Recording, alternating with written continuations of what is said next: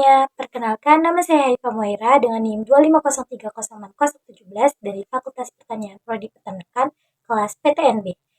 Tujuan saya membuat video ini untuk menyelesaikan tugas mata kuliah Dasar Manajemen Peternakan dengan dosen pengampu Ibu Insinyur Tati Fidianasari, SPT MP IPM. Nah, di sini saya akan menjelaskan fungsi manajemen dari peternakan SK Amanah. Manajemen peternakan terbagi menjadi 4. Yang pertama, perencanaan. Yang kedua, pengorganisasian. Yang ketiga, pelaksanaan. Dan yang keempat, pengendalian. Pertama-tama, saya akan menjelaskan tentang perencanaan terlebih dahulu. Jadi, peternakan SK Amanah pertama kali didirikan pada tahun 2016 oleh Bapak Karjono. Alasannya itu untuk mengisi kegiatan beliau di masa pensiunnya. Dan pada tahun itu juga, populasi bebeknya mencapai 2.000 ekor, menggunakan bibit bebek Mojosari, dan untuk lahannya beliau pada saat itu menggunakan lahan hasil pinjam dari orang lain. Barulah pada tahun 2019 beliau memindahkan peternakan tersebut ke tempat yang sekarang, yaitu di Kecamatan Deli Tua, Kabupaten Deli Serdang. Untuk alasan beliau memilih tempat tersebut, karena tempat tersebut pada tahun itu dijual dengan harga murah dan jauh dari pemukiman warga. Jadi tidak ada warga yang akan terganggu sama sekali. Sampai saat ini, peternakan tersebut memiliki 6.000 populasi bebek.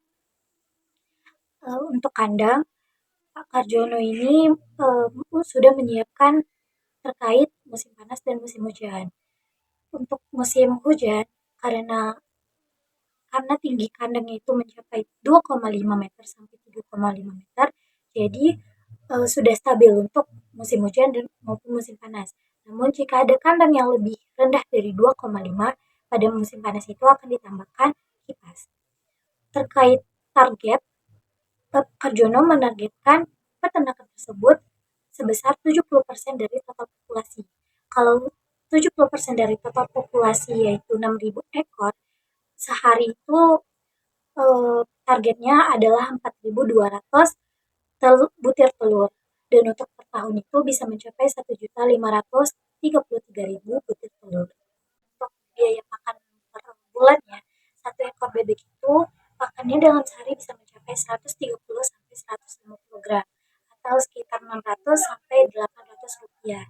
Jadi kalau ditotalkan dalam sehari bisa mencapai 4.800.000 per hari.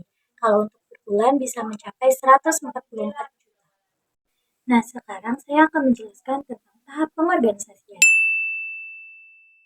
Jadi di peternakan SK Amanah, Bapak Karjono hanya memiliki 3 orang karyawan, yang dimana tugas mereka pada pagi hari memberikan pakan kepada bebek, lalu selang beberapa jam mereka mengutip telur yang ada. Nah, karena di peternakan ini tidak hanya menjual telur, daging, dan pupuk, mereka juga menjual pakan. Jadi setelah mengutip telur, para karyawan tersebut juga menggiling pakan. Untuk jam kerjanya, mereka bekerja dari jam 7 pagi sampai jam 5 sore, yang dimana totalnya adalah 10 jam. Namun ada juga jam istirahat siang dari jam 12 sampai jam 2 siang, totalnya 2 jam. Nah, untuk struktur organisasi di peternakan SK Amanah ini, mereka hanya memiliki top manager yaitu Bapak Karjono sendiri sebagai pemilik kandang, dan low manager yaitu ketiga anak-anak tersebut. Sekarang saya akan menjelaskan tentang tahap pelaksanaan ini mulai dari manajemen pemeliharaan. Nah, ada pun pemeliharaan antara bebek berusia 1 hari sampai dengan dewasa. Nah, untuk bebek berusia 1 hari sampai 1 minggu masih diletakkan di dalam box yang nantinya akan diberikan penerangan berupa lampu. Untuk pakannya juga masih pakan halus yang mengandung protein sebesar 22%.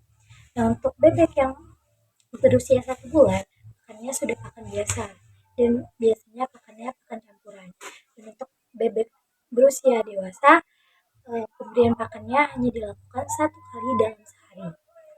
Untuk pemberian pakan dilakukan setiap pagi.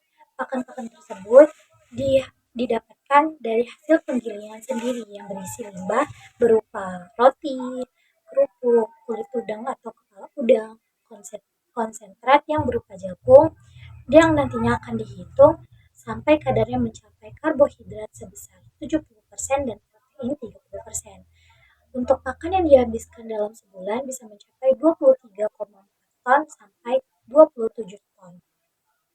Pemberian minumannya juga sudah dilakukan secara otomatis. Untuk manajemen kandangnya, kandang yang ada di peternakan SK Amanah berukuran 4 meter persegi. Untuk tingginya bisa mencapai 2,5 meter sampai 3,5 meter.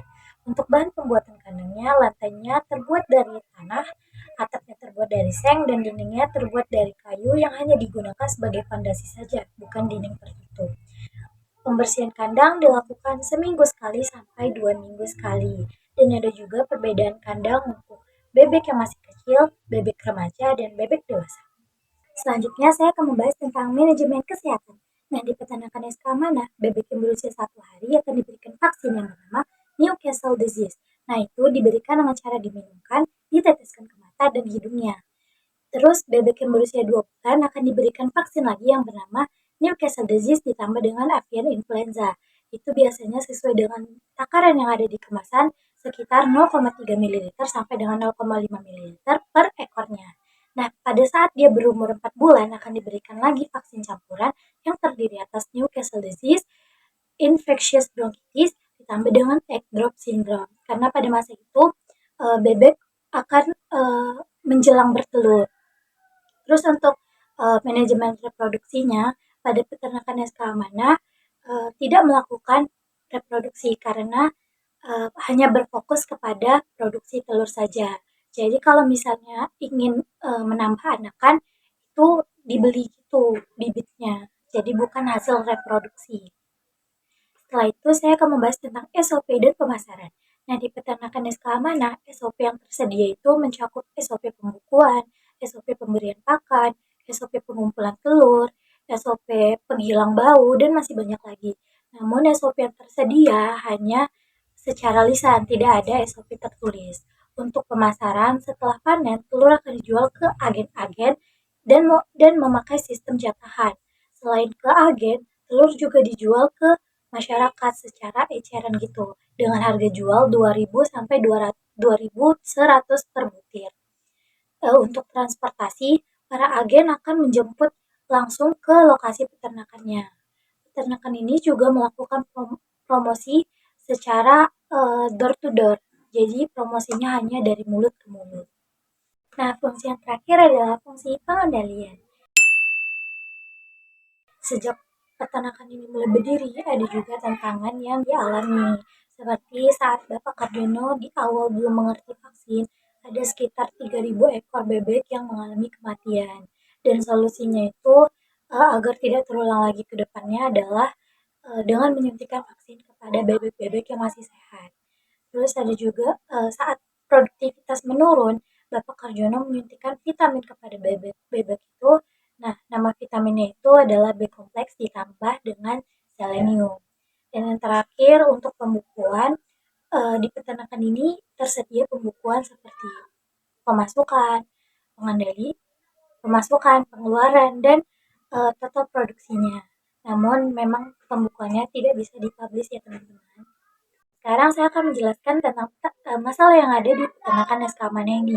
Yang pertama, di peternakan ini itu tidak memiliki SOP tertulis. Sebenarnya tidak memiliki SOP tertulis itu tidak apa-apa.